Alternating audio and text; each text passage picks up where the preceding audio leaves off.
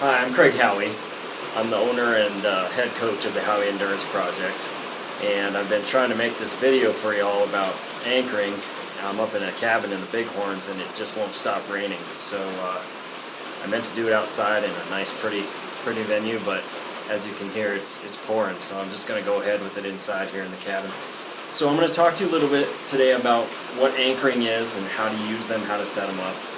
Anchoring is by far my favorite mental training technique, and it's helped me the most in my training and racing.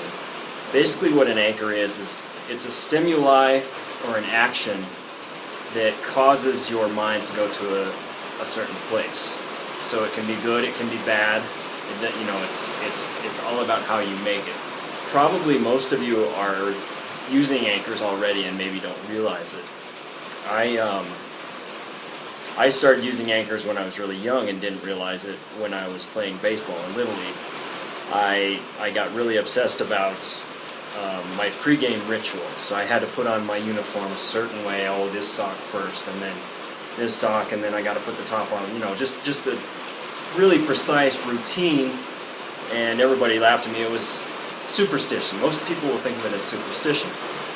But what I realized is by doing this routine, I was putting my mind into a certain state, which then led me to play well.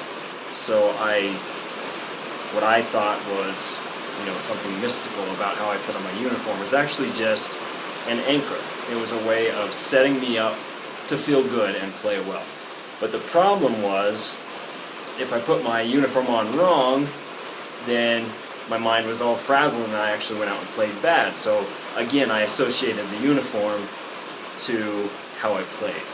Now, of course, the way I put on my uniform isn't what makes me play good or bad, but it puts my mind in the right state, so I play well.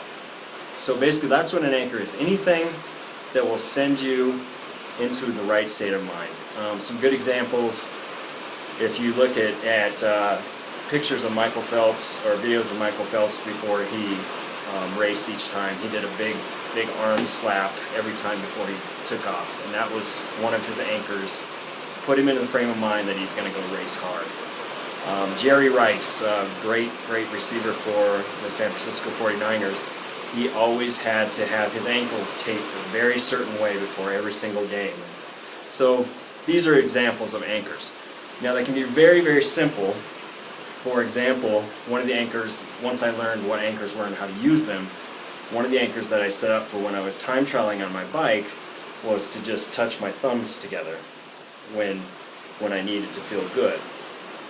So that served a couple purposes, because touching my thumbs together meant my hands were loose and I wasn't squeezing the heck out of the aero bars, but I had learned to associate that touching to feeling good and powerful and racing hard.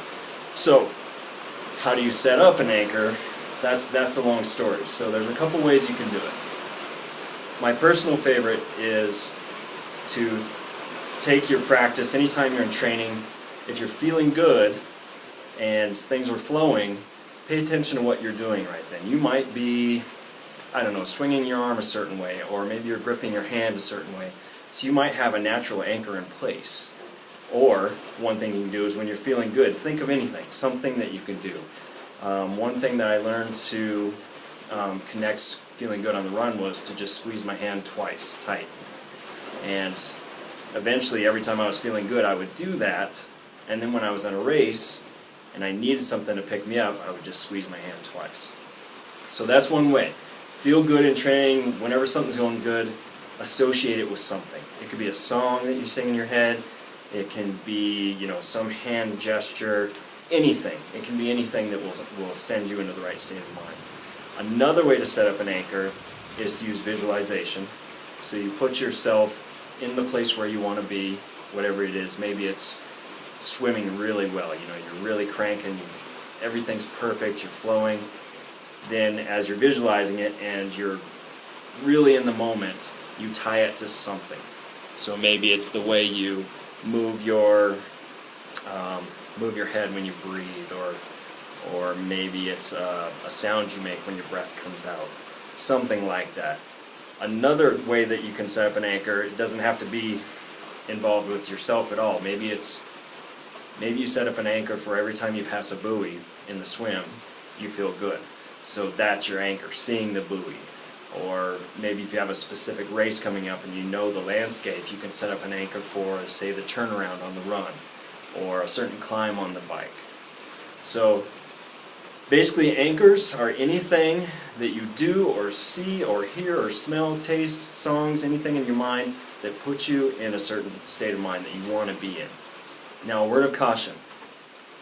Groove your anchors when you get one, say my hand squeeze. Only fire it when you're feeling good in training. And then the only time you use it to come from a bad state to a good state is when you're racing. Because if you use a lot when you're in a bad state, you're actually starting to groove that anchor for feeling bad. So you kind of unwind the anchor, if you will. So make sure you reinforce it when you're feeling good. Constantly reinforce it all the time, and only use it when you really, really need it in a race. So I hope that gives you an idea of what anchoring is, and hope you have a chance to be able to practice it. Thanks a lot.